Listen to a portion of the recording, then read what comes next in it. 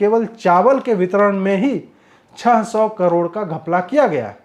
अन्य वस्तुओं पर जाएंगे तो ये 1000 करोड़ का आंकड़ा छू लेगा। स्टॉक वेरिफिकेशन नहीं करने के बदले एक एक राशन दुकान वाले से 10-10 लाख रुपए लिए गए। इस योजना में घोटाले की बात करते हुए भाजपा ने आरोप लगाया कि कुल 246 करोड़ रुपए का गोबर क्रय किया गया और 17 करोड़ रुपए का ही गोबर से बना खाद आदि बेचा गया। बाकी 229 करोड़ रुपए के गोबर का कोई हिसाब नहीं है। छत्तीसगढ़ सरकार ने गोठान योजना पर कुल 1134 करोड़ 65 लाख रुपए खर्च किए और लावारिस गायों की संख्या 3380 मात्र है, जिसका सीधा मतलब है कि हर गाय पर 40 लाख रुपए खर्च किए गए हैं सरकार।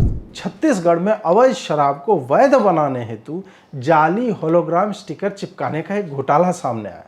अब आपको समझ में आ गया होगा कि आपकी विदेशी दारू देसी फील क्यों दिया करती थी। ईडी के अनुसार यह घोटाला लगभग 2000 करोड़ रुपए का है। इंडिया टुडे का भी दावा है कि उनके पास इसके दस्तावेज हैं, जिससे पता चलता है कि कोरबा, रायगढ़, जांजगीर, चंपा, दंतेवाड़ा, सुकमा और बस्तर आदि 12 जिलों में फंड के 250 करोड़ रुपयों का दुरुपयोग किया गया। पूरे गांव कन्वर्ट हो चुके हैं।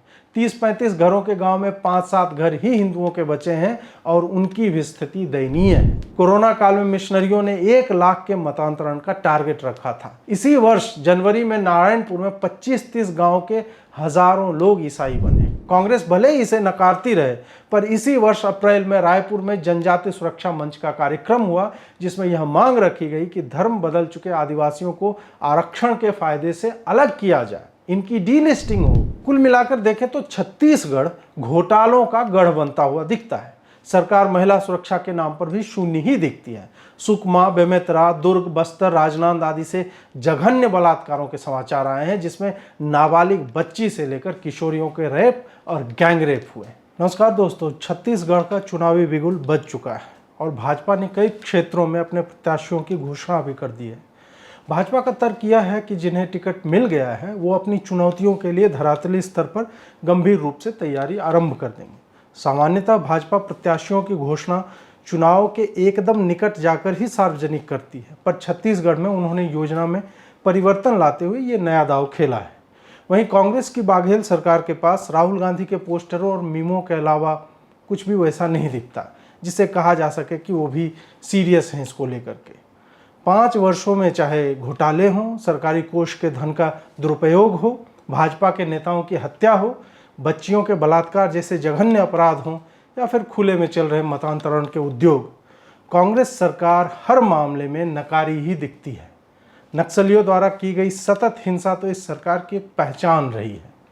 कई बार छोटे राज्यों में हमें जो जानकारियां मिलती हैं वो उतनी अधिक नहीं होती और हमें लगता है कि सब सही ही चल रहा होगा, पर जब हम थोड़ा सा नीचे उतरते हैं तो पता चलता है कि कांग्रेस के ऊपर के नेताओं की आदतें नीचे तक भी आती हैं। जैसे कि मनमोहन सिंह की सरकार में कोयला घोटाला हुआ करता था, तो छत्तीसगढ़ में भी परंपरा कायम करते हुए कोयला लेवी घोटाला हुआ। इस 540 करोड़ की वसूली पर सूचना देते हुए ईडी का कहना है कि पूरे कार्टेल को चलाने वाला व्यक्ति सूर्यकांत तिवारी था, जिसके कांग्रेस में बहुत अच्छे संबंध थे। उसने सीनियर अफसरों की मदद से उगाही का एक पूरा तंत्र तैयार किया हुआ था। सूर्यकांत के चाचा लक्ष्मीकांत तिवारी ने यह स्वीकार किया कि प्रतिदिन 1 से 2 करोड़ की उगाही हो ही जाती थी। यह पैसा वर्करों से लेकर आईएएस, आईपीएस और नेताओं तक पहुंचता था। इसके मुख्य आरोपितों में से कोयला व्यापारी सूर्यकांत और उसके चाचा के साथ सीएम भूपेश बघेल की डिप्टी सेक्रेटरी सौम्या चौरसिया भी हैं, आईएएस अफसर समीर विश्नोई हैं, माइनिंग अफसर शिवशंकर नाग हैं, संदीप कुमार नायक हैं, राजेश चौधरी समेत अन्य भी नाम आए हैं। यूँ तो कांग्रेस के स्तर से देखें तो ये कोई बहुत बड़ा कांड नहीं है, क्योंकि जब तक राशि 1000 करोड़ में नहीं जाती, कांग्रेसी संदर्भ में तो इसे ऊंट के मुंह में जीरा जैसा ही माना जाएगा। परंतु बाघेल सरकार यदि एक ही कांड करती तो संभव है कि 500-600 करोड़ वाले में हम कहते हैं यार ये तो कांग्रेसियों के हिसाब से इग्नोर करने लायक है, लेकिन इन्होंने ऐसे कई कांड किए हैं। इसी संदर्भ में भाजपा ने इन पर एक पीडीएस घोटाले का भी आरोप लगाते हुए जांच की मांग की है। राशन बांटने में हुई गड़बड़ी पर बात करते हुए भाजपा ने आरोप लगाया कि केवल चावल के वितरण में ही 600 करोड़ का घपला किया गया है। अन्य वस्तुओं पर जाएंगे तो ये 1000 करोड़ का आंकड़ा छू लेगा। 13,301 दुकानों में राशन बांटने में गड़बड़ी की गई है। भाजपा ने आरोप लगाया कि स्टॉक वेरिफिकेशन नहीं करने के बदले एक एक राशन दुकान वाले से 10-10 लाख रुपए लिए गए। पहले पीडीएस का सारा डेटा भाजपा सरकार में पोर्टल पर मैनेज किया जाता था। इस पोर्टल को 2022 में कांग्रेस सरकार ने हटवा दिया और स्टॉक वितरण की जानकारी अब पोर्टल से गायब है। इसके अनुसार 88 मैट्रिक टन चावल का कोई हिसाब नहीं है। इसके साथ ही शक्कर और गुड़ के वितरण में भी भ्रष्टाचार का आरोप लगाया गया। अब जहां गुड़ है वहां कांग्रेसी गोबर भी करेंगे ही। विलक्षण प्रतिभा के धनी कांग्रेसियों ने किसानों से गोबर खरीद कर उन्हें आय का एक और साधन देने हेतु एक योजना चलाई थी। गोधन न्याय योजना के अंतर्गत पशुपालकों से गोबर खरीद कर जैविक खाद, वर्मी कंपोस्ट आदि बनाने की बातें हुई थी। यूं तो कांग्रेस वाले भाजपा समर्थकों को गोबर भक्त आदि कहने से चूकते नहीं, पर उन्हें भी गोबर में कुछ स्कोप तो दिखा। इस योजना में घोटाले की बात करते हुए भाजपा ने आरोप लगाया कि कुल 246 करोड़ रुपए का गोबर क्रय किया गया और 17 करोड़ रुपए का ही गोबर से बना खाद आदि बेचा गया। बाकी 229 करोड़ रुपए के गोबर का कोई हिसाब नहीं है। भाजपा विधायक सौरभ सिंह ने आरोप लगाते हुए कहा कि इसमें घोटाला कुछ ऐसे हुआ कि उदाहरण के तौर पर एक ही परिवार से 3 महिलाओं से 282,000 किलो गोबर खरीदा गया और 5 लाख से अधिक की राशि दी गई, जबकि इन महिलाओं या इन परिवारों के पास गाय तक नहीं है। हालांकि इस पर कांग्रेस की ओर से बचाव किया गया और कृषि मंत्री ताम्रध्वज साहू ने उत्तर देते हुए कहा कि राज्य में 246 करोड़ 39 लाख रुपए का गोबर क्रय किया गया और 291 करोड़ 70 लाख का गोबर बेचा गया। इससे पशुपालक समूहों को कुल 45 करोड़ रुपए का लाभ ही हुआ है, कोई भी घोटाला नहीं हुआ है। अब इसी योजना का एक हिस्सा गौठान बनाने को लेकर है। इसके अंतर्गत लावारिस गायों की देखभाल, पंचायत के स्तर पर गोबर खरीदने, बेचने एवं जैविक कृषि को बढ़ावा देने की योजना है। यहाँ भी ईडी और सीबीआई से जांच की मांग करते हुए छत्तीसगढ़ के पूर्व गृह मंत्री बृजमोहन अग्रवाल ने आरोप लगाया कि 10,240 गौठान समितियों का गठन गायों के लिए नहीं बल्कि कांग्रेस के कार्यकर्ताओं के गुजारे के लिए किया गया। आगे यहां कहा गया कि छत्तीसगढ़ सरकार ने गौठान योजना पर कुल 1,134 करोड़ 65 लाख रुपए खर्च किए और लावारिस गायों की संख्या 3,380 मात्र है, जिसका सीधा मतलब है कि हर गाय पर 40 लाख रुपए खर्च किए गए हैं सरकार। साथ ही इनके अनुसार 3,380 गायें गौठान में और प्रदेश में 9,303 चरवाहे तैनात हैं। मतलब हर गाय पर सरकार ने 3 चरवाहे रखे। यदि कांग्रेस के कार्यकर्ताओं के लिए ही यह योजना बनी है तो मैं व्यक्तिगत तौर पर इसका समर्थन करता हूं, क्योंकि एक तरफ इनके कार्यकर्ता सड़क पर न केवल बछड़ा काटते हैं बल्कि वो भारत जोड़ो यात्रा में राहुल गांधी के साथ कदमताल भी करते हुए दिखते हैं। बीफ ईटिंग फेस्टिवल को भी इनका समर्थन रहता है और दूसरी तरफ गाय के गोबर बेचने, चरवाहा बनकर देखभाल करने के लिए तत्पर है। तो भाजपा को इससे क्या समस्या हो रही है? संभव है गाय से प्रेम इन्हें भाजपा की तरफ आकर्षित करने लगे। भाजपा से तो इन्हें प्रेम बाद में होगा, पहले तो इंडी गठबंधन के प्रेम में लिप्त दिखते हैं। आप कहेंगे फिर वो कैसे? दिल्ली का शराब घोटाला याद है? मनीष सिसोदिया जी याद है आपको? Why should handsome man have all the fun? इसको कार्य में लाते हुए छत्तीसगढ़ में अवैध शराब को वैध बनाने हेतु जाली होलोग्राम स्टिकर चिपकाने का एक घोटाला सामने आया। अब आपको समझ में आ गया होगा कि आपकी विदेशी दारू देसी फील क्यों दिया करती थी। ईडी के अनुसार यह घोटाला लगभग 2,000 करोड़ रुपए का है। अब आप कहेंगे प्रातः स्मरणीय श्री अजीत भारती जी ब्रो, अब तो आप प्रसन्न होंगे कि कांग्रेस अब 1,000 करोड़ के रेंज में आ गई है। तो मैं कहूँगा कि पार्टी का सम्मान बचाया है तो प्रसन्नता तो मुख्यमंत्री जी को अधिक होगी। इस घोटाले में जो क्रिएटिविटी हुई है, इसके अतिरिक्त मार्क्स इनको मिलने चाहिए। प्राथमिकी में आरोप लगाया गया कि बोतलों पर होलोग्राम चिपकाने का ठेका जिसे मिला वो अयोग्य थे, पर अधिकारियों की मिलीभगत से उन्हें दे दिया गया। बदले में अधिकारियों ने प्रति होलोग्राम 8 पैसे का कमीशन लिया और छत्तीसगढ़ की सरकारी दुकानों से अवैध देशी शराब की बिक्री के अपराध को अंजाम देने के लिए बेहिसाब जाली होलोग्राम की आपूर्ति करने की प्रतिबद्धता भी ली। आप देखिए कि बेचारे केवल 8 पैसे ले रहे हैं, जबकि 8 पैसा तो छोड़ो, अब दुकानों पर 1 रुपये का सिक्का भी नहीं चलता। कितना कम ले रहे थे। जज लोग तो इन्हें यह भी कह के छोड़ देंगे कि 8 पैसा तो होता भी नहीं, घोटाला कहां से हो सकेगा। जो भी है, अधिकारी ने दावा किया कि ये जाली होलोग्राम नोएडा की एक फैक्ट्री में बनाए जाते थे और फिर शराब सिंडिकेट के नेताओं के निर्देशों के अनुसार छत्तीसगढ़ भेज दिए जाते थे। इसमें पूरे अल्कोहल माफिया का सरगना रायपुर के मेयर एजाज ढेबार का बड़ा भाई अनवर ढेबार है। ईडी ने पूरे मामले में यह भी कहा कि अनवर अकेला यह करने वाला नहीं था, उसने अपना कट रखकर अपने राजनीतिक आकाओं तक भी पैसे पहुंचाए हैं। किडनी की बीमारी के नाम पे जुलाई में जमानत इसे मिली। जेल से बाहर आते ही समर्थकों ने मालाएं पहनाकर स्वागत किया। जीवन में और क्या चाहिए। भाजपा की माने तो छत्तीसगढ़ में घोटालों में एक व्यापकता दृष्टिगोचर होती है। कहाँ चावल, कहाँ गोबर, कहाँ चरवाहे, कहाँ शराब, कहाँ कोयला। और अब वहां के लोक सेवा आयोग पर भी भाई भतीजावाद के आरोप लगे हैं।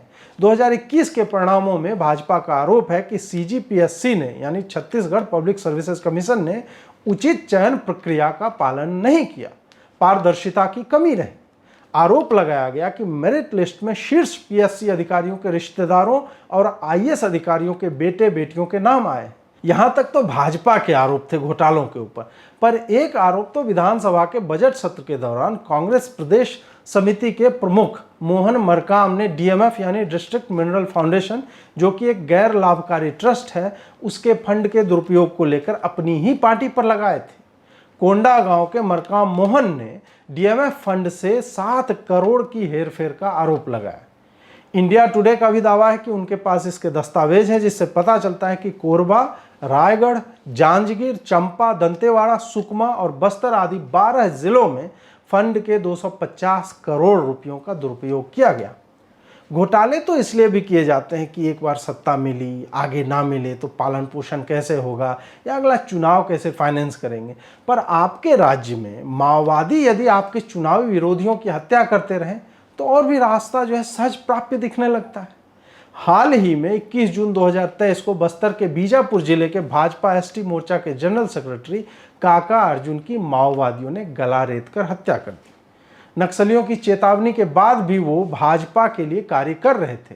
बाकी गांव वालों को भी माओवादियों ने यानी नक्सलियों ने भाजपा के लिए काम न करने की धमकी दी। अर्जुन इस वर्ष माओवादियों द्वारा मारे जाने वाले 5वें भाजपा सदस्य थे। 16 जनवरी को जगदलपुर में बुधराम करतम की हत्या की गई। फरवरी 5 को बीजापुर के ही आवापल्ली क्षेत्र में भाजपा नेता नीलकंठ की हत्या हुई। 10 और 11 फरवरी को नारायणपुर जिले में भाजपा जिला वाइस प्रेसिडेंट सहार साहू और दंतेवाड़ा में पूर्व सरपंच रामाधार आलमी की भी हत्या की गई थी। अब दूसरे तरफ चलते हैं। छत्तीसगढ़ में ईसाई मिशनरियों ने आदिवासी क्षेत्र होने का लाभ उठाते हुए मतांतरण उद्योग की लहलहाती फसल को काटने में कोई कसर नहीं छोड़ी है। केंद्र सरकार के सेंसस के अनुसार अवैध रूप से कन्वर्ट कराए गए 62% लोग जशपुर, सरगुजा और रायगढ़ जिले से। जशपुर में पूरे गांव कन्वर्ट हो चुके हैं। 30-35 घरों के गांव में 5-7 घर ही हिंदुओं के बचे हैं और उनकी भी स्थिति दयनीय है। वहां अवैध रूप से भूमि का अतिक्रमण कर चर्च बनाने के समाचार मिलते रहे। यही नहीं, क्षेत्र में मिशनरियों और आदिवासी समूहों के बीच झगड़े के और युद्ध की स्थिति के कई समाचार आते रहे। मिशनरी समूहों पर जबरदस्ती इन क्षेत्रों में घुसने और जबरन मतांतरण के भी आरोप लगते रहे। कोरोना काल में मिशनरियों ने 1 लाख के मतांतरण का टारगेट रखा था। इतनी विकट स्थिति के पश्चात भी कांग्रेसी नेता रविंद्र चौबे का बयान है कि छत्तीसगढ़ में धर्मांतरण कोई मुद्दा है ही नहीं, जबकि धर्मांतरण इस स्तर पर हो चुका है कि मामला आदिवासियों और आदिवासी से कन्वर्टेड ईसाई बने लोगों के बीच बड़े झगड़ों तक जा पहुंचा है। इसी वर्ष जनवरी में नारायणपुर में 25-30 गांव के हजारों लोग ईसाई बने। 5 वर्ष से चल रहा था पूरा ये ऑर्गेनाइज्ड मतांतरण का खेल। आदिवासियों के नजरों में आया तो विरोध होने लगा। चर्चों में खूब तोड़फोड़ हुई, विवाद बढ़ने लगा। कांग्रेस भले ही इसे नकारती रहे, पर इसी वर्ष अप्रैल में रायपुर में जनजाति सुरक्षा मंच का कार्यक्रम हुआ, जिसमें यह मांग रखी गई कि धर्म बदल चुके आदिवासियों को आरक्षण के फायदे से अलग किया जाए, इनकी डीलिस्टिंग हो। इस कार्यक्रम में आए आदिवासियों ने बताया कि बस्तर, सरगुजा जैसे जिलों में जनजातियों के घरों से देवी देवताओं की प्रतिमाएं तक हटवा दी जाती हैं। बीमारियां दूर करने के नाम पर भी फ्रॉड के साथ मतांतरण होता है। साथ ही पेपर पर कोई रिकॉर्ड तो नहीं है, पर गांव में अगर आप जाएंगे, ग्राउंड रिपोर्ट्स देखेंगे तो वहां लगातार चर्च बनाए जा रहे हैं। इन सब पर बाघेल सरकार का कोई ठोस कदम हम नहीं देखते। प्रतीत होता है कि सरकार की एक मौन सहमति इन सब में है। यह विषय केवल मतांतरण का नहीं है, बल्कि डेमोग्राफिक्स में यानी जनसांख्यिकी में बदलाव के माध्यम से वोटिंग पैटर्न को प्रभावित करने का भी है। आदिवासियों के जल, जंगल, जमीन की बातें करने वाले मतांतरण की बातों पर सदैव मौन पाए जाते हैं। भाजपा इस विषय को भी आगामी चुनाव में बड़ा मुद्दा बना सकती है। कुल मिलाकर देखें तो छत्तीसगढ़ घोटालों का गढ़ बनता हुआ दिखता है। सरकार महिला सुरक्षा के नाम पर भी शून्य ही दिखती है। सुकमा, बेमेतरा, दुर्ग, बस्तर, राजनांद आदि से जघन्य बलात्कारों के समाचार आए हैं, जिसमें नाबालिग बच्ची से लेकर किशोरियों के रेप और गैंग रेप हुए। ये तो केवल वो समाचार हैं जो पिछले 1 वर्ष के ही हैं और जो हमें गूगल सर्च में सबसे ऊपर में मिले हैं, पर हम और आप जानते हैं कि इनकी संख्या कितनी अधिक हो सकती है। कांग्रेस एक तरफ लड़की हूं, लड़ सकती हूं के दावे ठोकती है, मध्य प्रदेश में भ्रष्टाचार के झूठे पोस्टर छपवाती है, वहीं स्वयं चावल, कोयला, शराब, गोबर, चरवाहे से लेकर लोक सेवा आयोग और जिलों के फंड्स के दुरुपयोग के आरोप झेल रही है। अब देखना यह है कि आने वाले समय में भाजपा इन विषयों को कैसे भुनाती है, क्योंकि उन्होंने चुनाव से इतने समय पहले ही प्रत्याशियों की घोषणा कर अपनी इच्छा तो बता दी है कि इस चुनाव को वो कितनी गंभीरता से ले रहे हैं। जुड़ने के लिए बहुत बहुत आभार। नमस्कार।